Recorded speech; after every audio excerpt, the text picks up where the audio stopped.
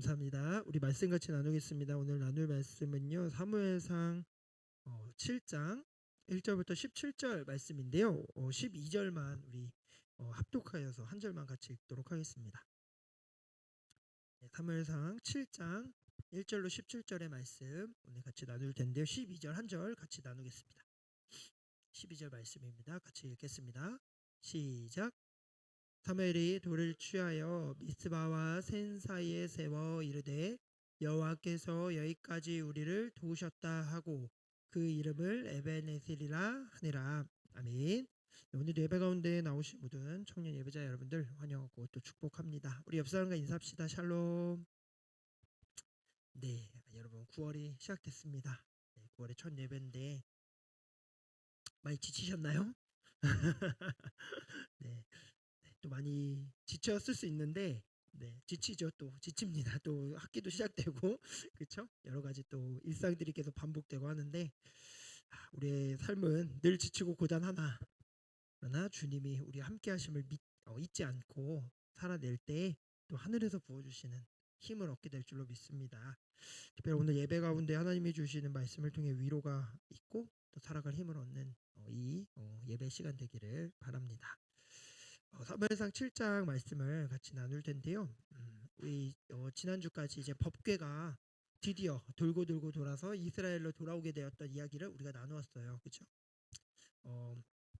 법궤가 돌고 돌아서 주왕 성소인 실로라는 땅으로 간 것이 아니고 아비나답이라는 사람의 집에 이제 머물게 되죠.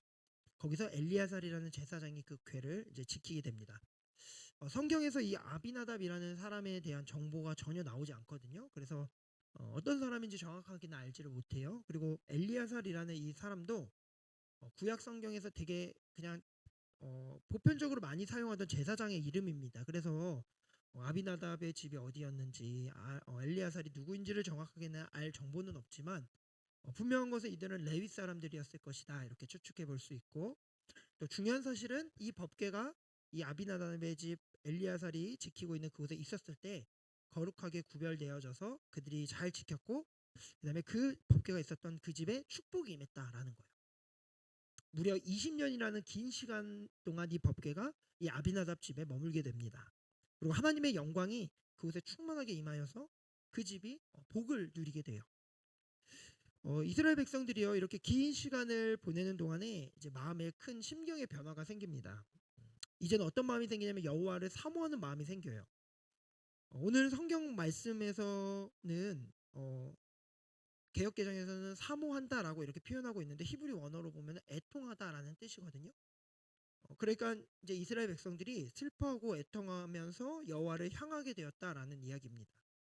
그러니까 20년이 넘는 긴 세월 동안 지금 블레셋에 의해서 계속 고통당하고 핍박당하고 억압 속에 힘든 시간을 보내던 이들이 이제는 이 모든 것들이 우리들의 죄악 때문이구나를 확인하게 되고 이제 여호와를 사모하는 마음이 커져가면서 고통과 애통으로 하나님을 보기 시작하는 거예요. 우리도 마찬가지죠, 그렇죠? 어려움을 당해봐야 뭔가 사라져봐야 소중함을 알듯이 인간이 참 왜 그런지 모르겠어요.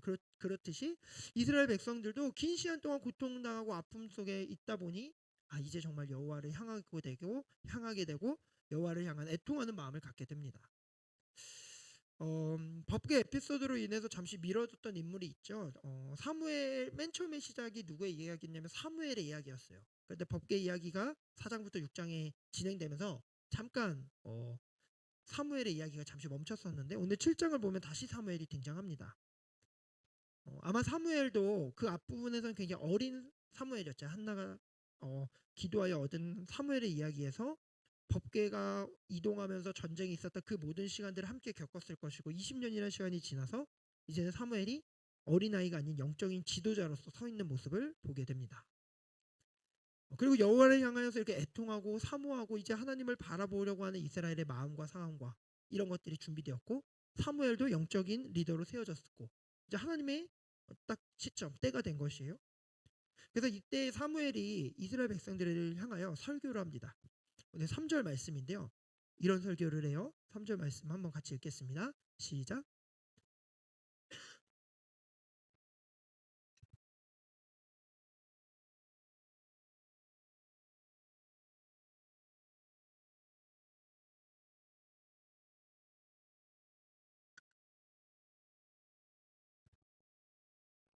그다음에 사무엘이 말하죠. 너희가 진심으로 여호와께 돌아오려거든.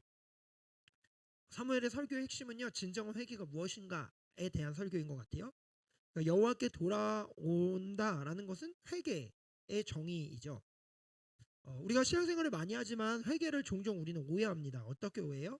내 작은 실수, 내 작은 어떤 하나하나 주님 앞에서 불평하였던 것, 교만하게 행하였던 것, 심지어는 내 기억 속에 기억 안 나지만 예전에 이런 기도도 하잖아요. 기억나는데 기억 못하는 죄까지도 용서해 주세요. 뭐 이렇게 기도했던 기억이 나는데 기억나지 않는 죄까지도 어떻게 해서든 다 끄집어내서 주님 앞에 다 고백하고 후회하고 잘못을 씻어내는 것을 회개라고 우리는 착각해요. 그러나 성경이 말하는 회개는 그런 것이 아니죠. 회개는요. 내 잘못에 대해서 후회하고 세세하게 그 잘못을 고해성사하는 것이 아니고 나의 삶의 몸과 마음을 돌이키는 것을 회개라고 성경은 이야기합니다. 그러니까 반성과 후회가 회개가 아니라요. 하나님께 실제적으로 돌아가는 게 회개예요. 그러니까 고백만이 아니라 고백은 당연히 포함되는 것이고 결단과 행함도 그 안에서 동반이 되어야지 진정한 회개라고 말할 수 있겠죠. 그리고 그 근본의 어떤 뿌리에 있는 근본적인 믿음은 나의 삶의 주인이 주님이시다. 그 주님께 내 삶을 맡겨드립니다라는 확고한 믿음 가운데 주님께 돌아가는 것, 이것을 회개라고 성경은 이야기합니다. 그래서 지금 사무엘도 이야기하는 거예요. 진심으로 너희가 여호와께 돌아가려거든, 정말로 진짜 회개하려거든 어떻게 하래요? 이방 신들을 제거해라 라고 이야기합니다. 여러분 집 청소를 하잖아요. 그렇죠? 집을 청소할 때 가장 먼저 뭐 해야 됩니까? 쓰레기를 버리고, 그죠? 먼저 비워야 돼요. 비우는 것에서부터 시작됩니다. 갖다 버릴 건 먼저 버리고, 그렇죠? 먼저 뭔가를 쌓여 있는 것들을 비우고 버리고 이렇게 하는 것에서부터 청소가 시작되는 거죠. 뭔가 좋은 걸 자꾸 사온다고 이게 청소가 되고 집이 정돈되는 게 아니잖아요, 그죠? 없애는 것부터 시작되는데 마찬가지로 우리 역시도 깨끗하게 하는 것, 그러니까 먼저 비우고 제거해야 할 것들, 내 삶의 우상들을 먼저 제거하는 것에서부터 회개는 시작되는 거예요. 그리고 사무엘은 이방신을 제거하고 뭐라고 말하냐면 너희 하나님 여호와만 섬겨라. 이게 핵심이겠죠. 회개. 우상, 내 안에 있는 우상을 제거하고 하나님만 주인으로 섬겨라. 이것이 회개이고 이것이 하나님께로 가는 것이다 라고 지금 사무엘이 이야기합니다. 여러분 이스라엘이 어떻게 반응했을까요? 말로만 네 알겠습니다, 그렇게 하겠습니다가 아니었어요. 이스라엘이 이렇게 반응해요. 4절의 말씀인데 우리 4절 말씀 같이 한번 읽어보겠습니다. 네, 시작.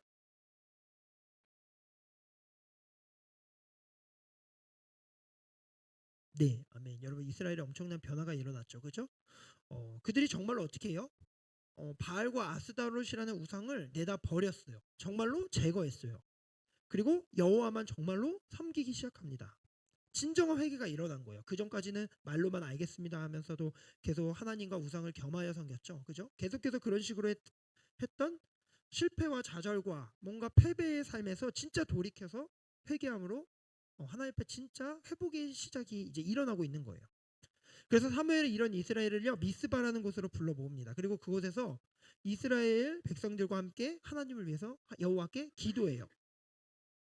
물을 성경 말씀 읽진 않았지만 물을 길어서 그곳에 물을 붓고 금식하면서 기도했다 이렇게 이야기합니다. 성경학자들이 왜 물을 부었을까 이것을 연구했는데 정확한 이유는 모르겠어요. 왜 그렇게 했는지는 모르겠지만 뭐 자신들의 죄악을 씻어버리겠다라는 의미이지 않았을까 싶어요. 실제로 뭐 제사를 지낼 때 물을 붓는 이런 뭐 율법에 나와 있는 것은 없기 때문에. 그러나 하나님만 의지하겠다라는 자신의 죄들을 씻어내고 하나님만 의지하겠다는 금식의 표현을 금식으로 표현하면서 여호와께 우리가 그동안 죄 지었습니다, 회개합니다, 주님께 돌아갑니다, 이렇게 간절히 기도하는 것이죠. 여러분 그 성도의 삶에는 늘 영적인 전쟁이 있잖아요, 그죠? 회개의 역사가 시작되니까 어떻게 합니까? 어떤 일이 일어나냐면 방해의 움직임도 이제 시작이 돼요.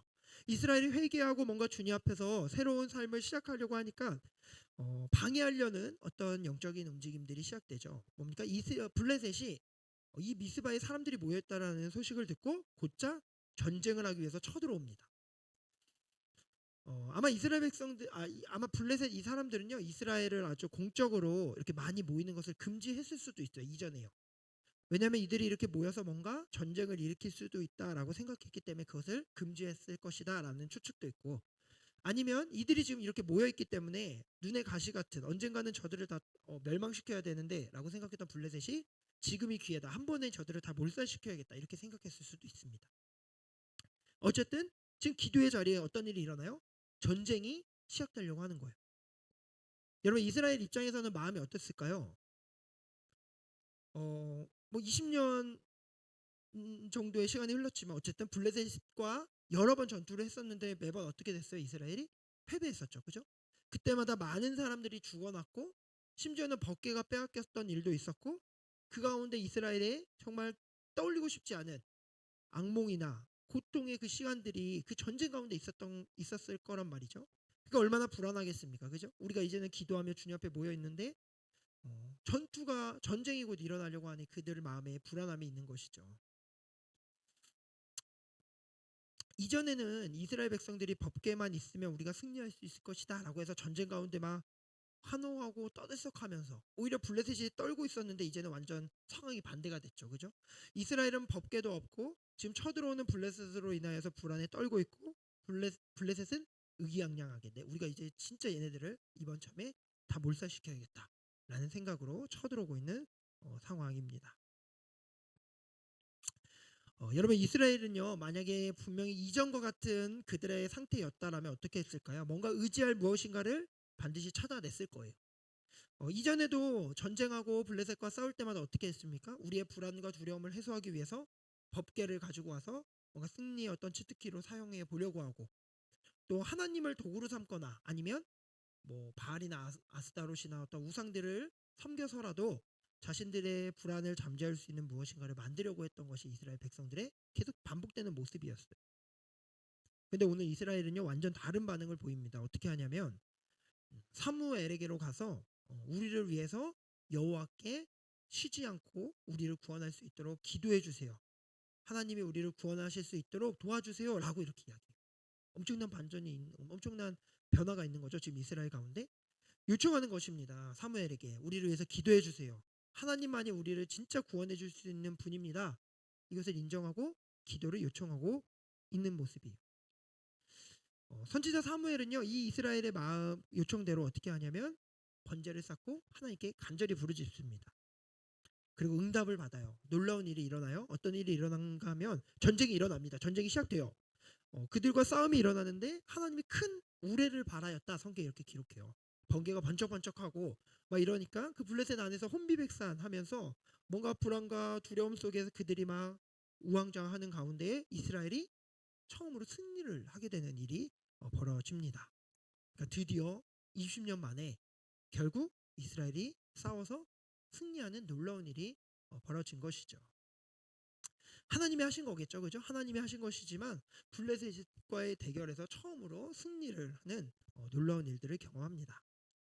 그리고 사무엘과 이스라엘 백성들은요 그 승리를 기념하여서 오늘 기념비를 세우고 그 이름을 짓는데 12절의 말씀이에요. 12절 말씀 같이 한번 읽겠습니다. 시작.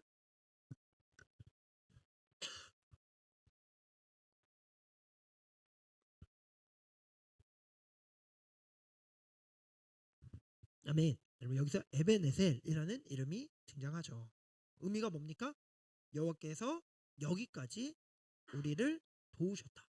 에베네셀의 뜻은 여호와께서 여기까지 오늘 이 시간까지 우리를 도우셨다. 이런 의미로 비석을 세우고 그런 이름을 짓게 됩니다. 이스라엘이 두고두고 고백하게 될 승리와 영광의 이름 에베네셀이 여기서 이제 등장하는 것이죠. 근데 여러분 사실 이 에베네셀이라는 이 지명이 여기서 처음 나온 게 아니었어요. 우리가 지금 지나온 사무엘상 앞장에 또 에베네셀이라는 지명이 나오거든요. 4장 1절 말씀인데요. 4장 1절에 이렇게 나와요. 우리 4장 1절이죠.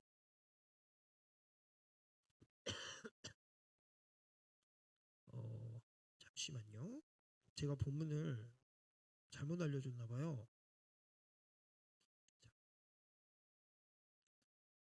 네, 1절인데 그 뒤에 그 구절이 좀 더 있거든요. 제가 한번 읽어볼게요. 여러분들 성경책 있으면 한번 찾아보세요. 성경책 있으면 찾아보세요. 중요한 구절이기 때문에 우리가 읽어야 돼요. 근데 헷갈릴 수 있어. 왜냐면 앞에가 있고 뒤에 또 연결돼요. 얘가 1절이. 자, 같이 한번 읽어보겠습니다. 4장 1절 시작.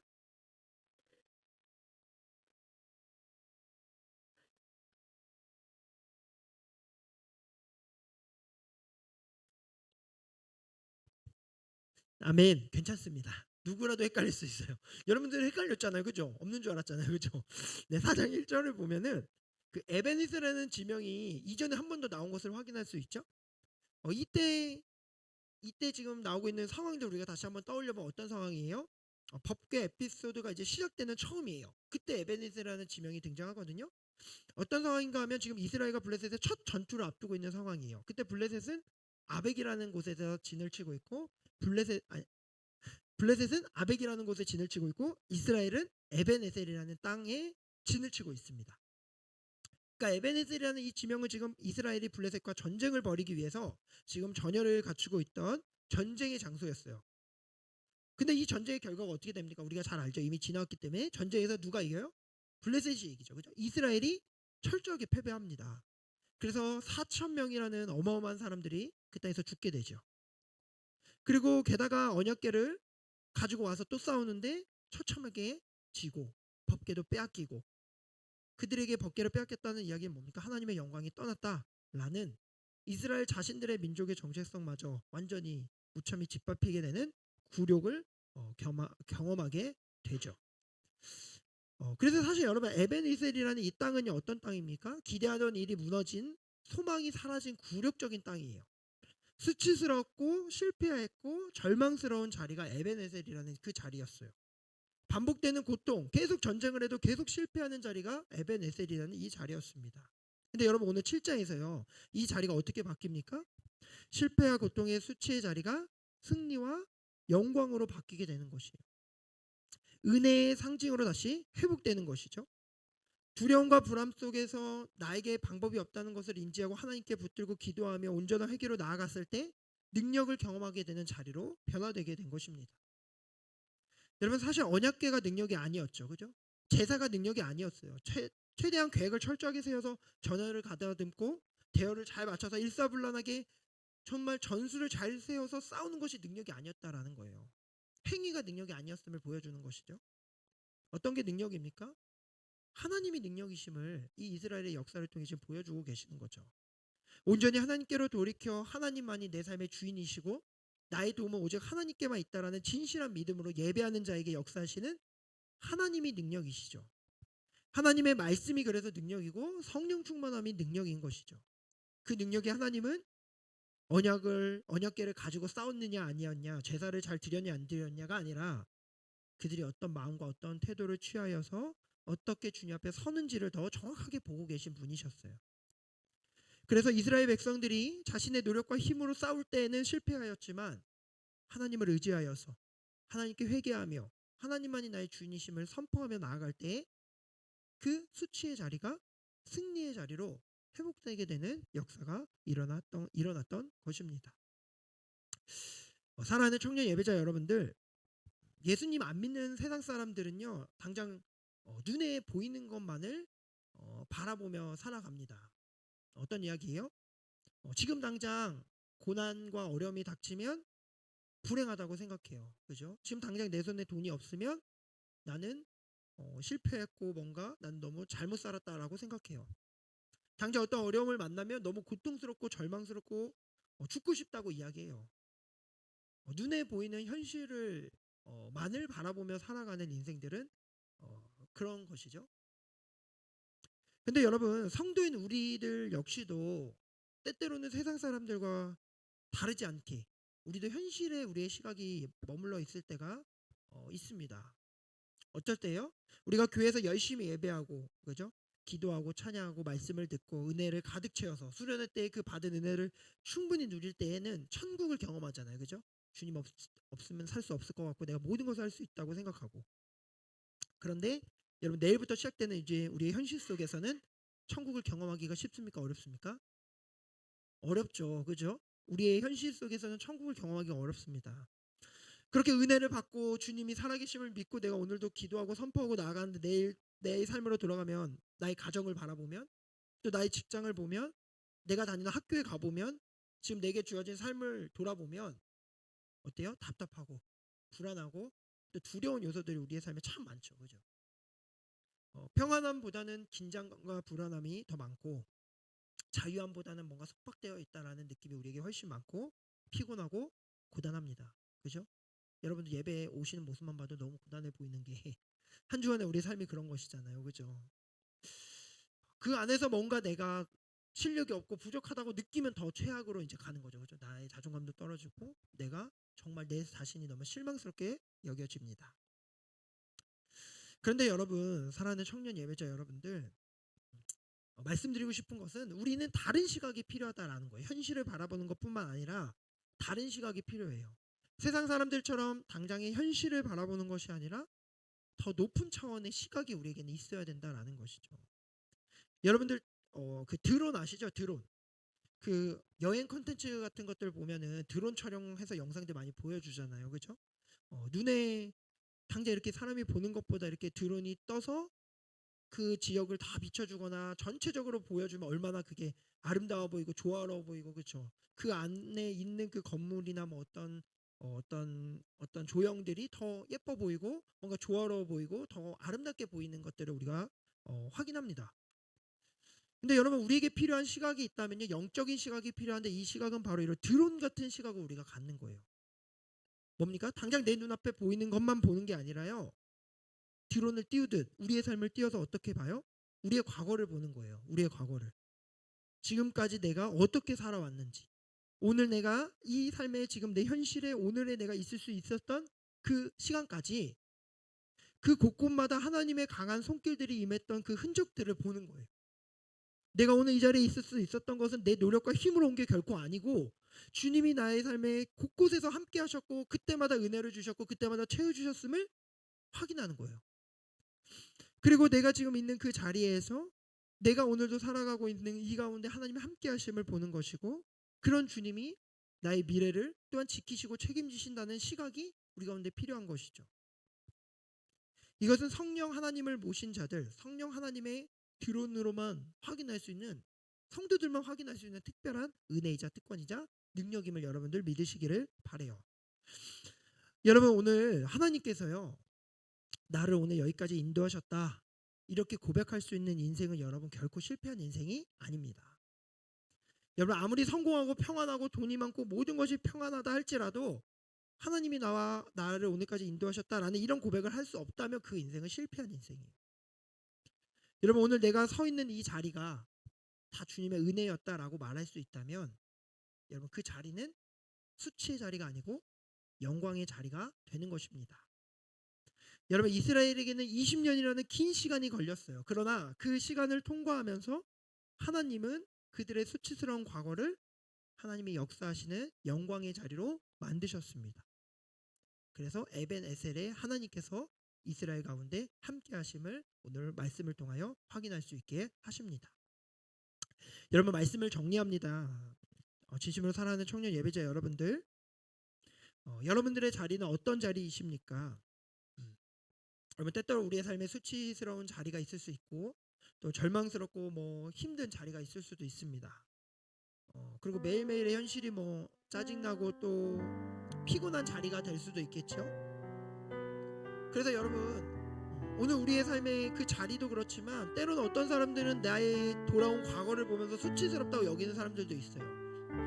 내 삶의 어떤 과거가 부끄럽게 여겨지고 그것들이 정말 내 삶에서 지우고 싶은 어떤 순간으로 생각하는 사람들도 있을지 모릅니다. 근데 여러분, 하나님이 동행하시는 인생은 달라요. 여러분, 주님은요, 우리의 삶의 그 수치를 영광으로 바꾸시는 분이십니다. 실패를 성공으로 바꿀 수 있는 분이세요. 법궤가 있어서 그런 게 아니고 대단한 제사를 드려서가 아니고요, 전심으로 하나님의 백성들이 오늘까지 내게 행하신 그 하나님의 놀라운 일들을 확인하고 기억할 때 우리의 삶의 그 능력이 드러나게 되는 것입니다. 그래서 여러분, 우리의 삶의 고통과 고난과 수치를 감추고 부끄러워할 것이 아니에요. 왜냐하면 그 상처와 아픔들을 오늘 하나님의 그 크고 놀라운 시선 속에서는 하나님이 함께 하셨다라는 흔적으로 만들어가는 하나님의 놀라운 일하심의 자리이기 때문에 그렇습니다. 사랑하는 청년 예배자 여러분들, 제자의 삶은 그래서 상처가 남는 게 아니고요, 흔적이 남는 거예요. 좌절과 우울함과 불안과 실패의 자리가 나의 삶의 성장과 성숙과 하나님의 계획함을 이루어가시는 흔적으로 바라볼 수 있게 되는 것입니다. 누군가에게는 부끄럽고 감추고 싶은 삶의 모습일지 모르지만 제자들에게는 그것이 나의 연약함이기에 하나님의 강함을 의지하여 나의 상처를 회복시키시고 더 놀라운 일을 이루어가실 하나님을 자랑할 수 있게 되는 것입니다. 여러분, 오늘도 우리의 삶 가운데 에베네셀의 하나님을 고백할 수 있는 인생이 되기를 바랍니다. 여러분, 오늘까지 내가 있을 수 있는 건 여호와께서 오늘 우리를 여기까지 인도하셨다라는 고백을 할 수 있는 것은 주님이 우리의 삶에 함께 하시기 때문에 그렇습니다. 뿐만 아니라 여러분, 임마누엘의 하나님이 우리와 함께 하십니다. 영원토록 우리와 함께 하시고 또 미래의 우리의 삶의 필요와 모든 것들을 여호와 이레 하나님이 보시고 채워주실 것입니다. 여러분, 우리의 영적인 시각을 가지시고 내 삶에 오늘도 부어주시고 인도하시며 가장 좋은 길로 인도해 가시는 그 하나님을 신뢰하면서 현실 가운데 힘들고 어렵고 또 불안하고 답답한 인생을 우리가 살아가지만 하나님의 시각으로 이 모든 시간들도 결코 주님 나의 삶이 그렇게 끝나는 인생이 아니고 주님 의지하여서 오늘 하루를 또 살아낼 때 나의 삶에 예수님의 흔적을 남기실 것이라고 확신하면서 그렇게 승리의 삶을 살아가는 저와 여러분들 되기를 간절히 소망합니다. 아멘. 여러분, 오늘 말씀을 기억하면서요, 우리 에베네셀 하나님이라는 찬양을 같이 함께 찬양하며 나아가겠습니다.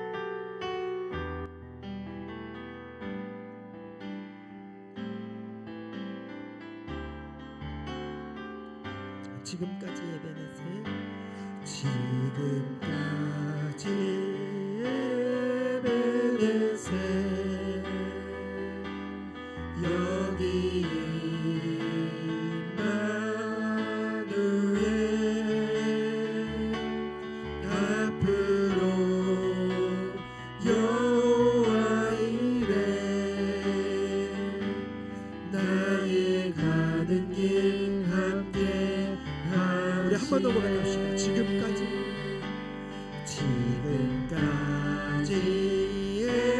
에베네셀, 여기 임마누엘, 앞으로 여호와 이레, 나의 가는 길 함께 우리 믿음으로 선포합시다. 지금까지 에베네셀, 여기 임마누엘, 앞으로 여호와 이레, 나의 가는 길 함께 지금까지 에베네셀, 지금까지 에베네셀, 여기 임마누엘, 여기 임마누엘, 앞으로 여호와 이레, 나의 가는 길 함께 지금까지 에베네셀, 지금까지 에베네셀, 여기 임마누엘, 앞으로 여호와 이레, 나의 가는 길 함께 하시네. 세상 소망 다 사라져가도 주의 사랑은 끝이 없으니 사랑하는 이 모든 순간이 주의 힘을 나는 믿네. 세상 소망 다 사라져가도, 세상 소망 다 사라져가도 주의 사랑이 끝이 없으니 사랑하는 이 모든 순간이 주의 힘을 나는 믿네. 주의 힘을 나는 믿네. 주의 힘을 나는 믿네. 주의 힘을 나는 믿네. 아멘. 우리 이 시간 말씀을 기억하며 같이 기도하겠습니다. 사랑하는 청년 예배자 여러분들, 우리는 우리의 시각을 제대로 고정하여서 영적인 시각으로 우리의 삶을 바라볼 수 있어야 합니다.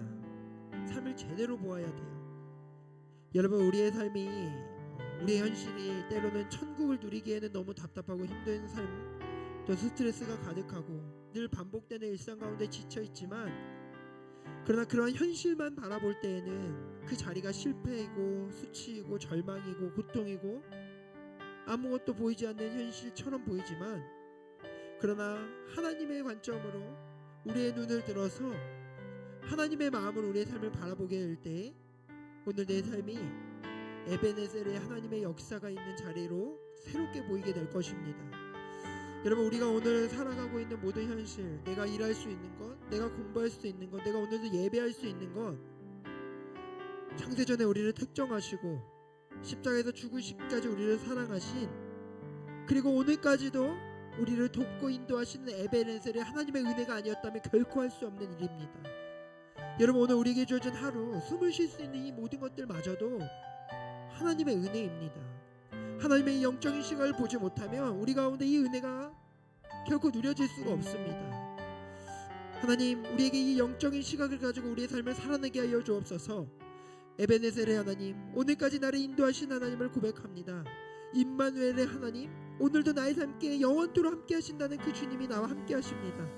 여호와 이레의 하나님, 나의 삶의 필요와 나의 삶의 모든 것들을 아시고 보시며 채워주시고 준비하신 하나님을 신뢰합니다. 그리하여 나의 과거와 현재와 미래의 모든 시간이 하나님께 있음을 확신하며 나의 자리가 수치의 자리가 아닌 영광의 자리로, 상처와 아픔의 모든 삶의 자리가 예수 그리스도가 일하시는 흔적의 자리로 변화될 줄로 믿사오니, 나의 삶의 현실 속에서도 주님을 바라보며 감사를 잃지 않고 은혜를 누리며 하나님께 영광 올려드리는 복된 삶으로 힘있게 살아낼 수 있게 도와달라고, 우리 이 시간 에베네셀의 하나님을 고백하며 우리의 삶을 하나님이 회복시키시고 우리의 현실의 자리가 하나님의 시각으로 해석될 수 있게 도와달라고 이 시간 같이 기도하며 나아가겠습니다. 함께 기도하겠습니다.